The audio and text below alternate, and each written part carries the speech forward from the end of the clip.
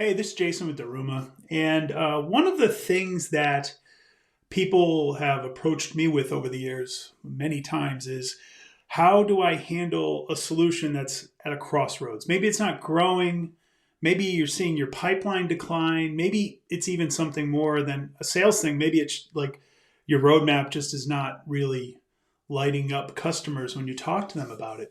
And as a product manager or a product marketer, this is a real big problem.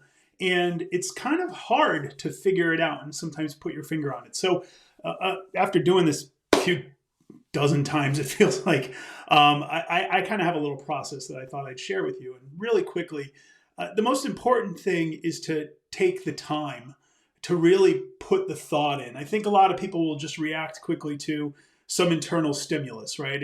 Somebody saying, well, it must be X because the pipeline's off, or it must be Y.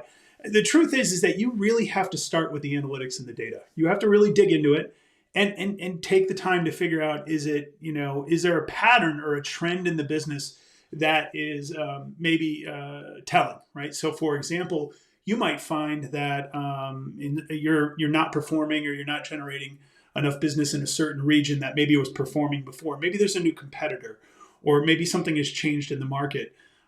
You might find that actually it's an execution problem where in a company with many products, maybe the agenda has changed, the strategy has changed, and you need to figure out how to reset the context of your solution in that direction, right? So it could be a lot of things, but you got to dig deep into the data first. And that doesn't just mean your own internal sales data. That could be market data from analysts. That could be research on your competition. That could be speaking to external consultants like myself to figure out kind of what's going on, not only in your business, but also outside, to set the right context for what you're trying to figure out.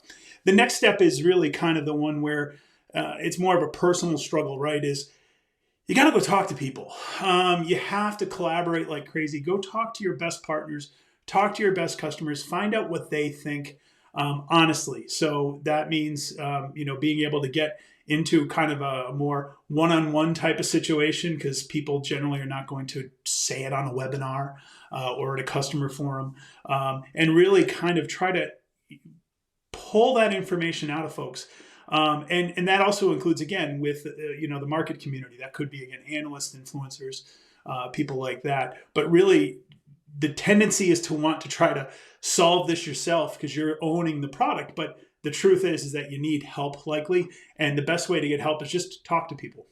The third thing is articulation. The most important step of all is developing a clear definition of the problem and the potential solutions. And it has to be clear, and it has to be simple.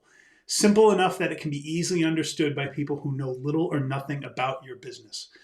That could include your executive team at your company, or your general manager who may have 96 other priorities. You have to be very clear about what's going on, why it's happening, and what steps need to be taken to fix it. Now, once you have that buy-in from above, then you have to start building other articulations to help change people's minds about the product, whatever that might be. If the product roadmap is slowed down, maybe you need to talk about its usefulness in other industries or other use cases besides the core ones you might be working with today, as an example. Another one might be, you might find that people are unable to talk about your product because it might be too complex, or it may not be positioned in the right context with other technologies. So being able to not only articulate the problem, but also the solution to multiple audiences is a big deal. And ultimately, that leads to the step where people spend most of their time. And probably they shouldn't. That's the counterintuitive thing. People want to jump straight into developing content, or they want to jump straight into an enablement exercise. But until you know the problem, it's really difficult to do the solution. In fact, what will end up happening is if you jump into the create and empower step too quickly, probably you're just going to be repeating bad habits. So this is an area where people probably over-rotate, and it's an important step, and it's a critical, visible step. But the fact of the matter is, if you don't do the work leading up to this, and again, really develop that clear articulation of what needs to be done, you're just going to create more confusion and actually kind of maybe almost impact what you're trying to do negatively. Now, lastly, once all this is done, the most important next step is to actually build a set of things to monitor. What are you looking for to improve?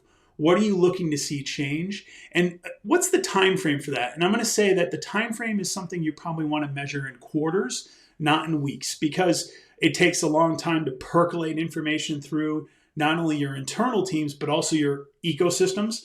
In the case of if you're selling in a channel or through partnerships, it's also going to take time for people just to kind of catch up and almost let go of some of their old behaviors, if you will, or their old knowledge and kind of re-engage around the new reality, whatever that might be. So you have to give it time, but you also have to be very clear up front with what metrics you're looking to improve.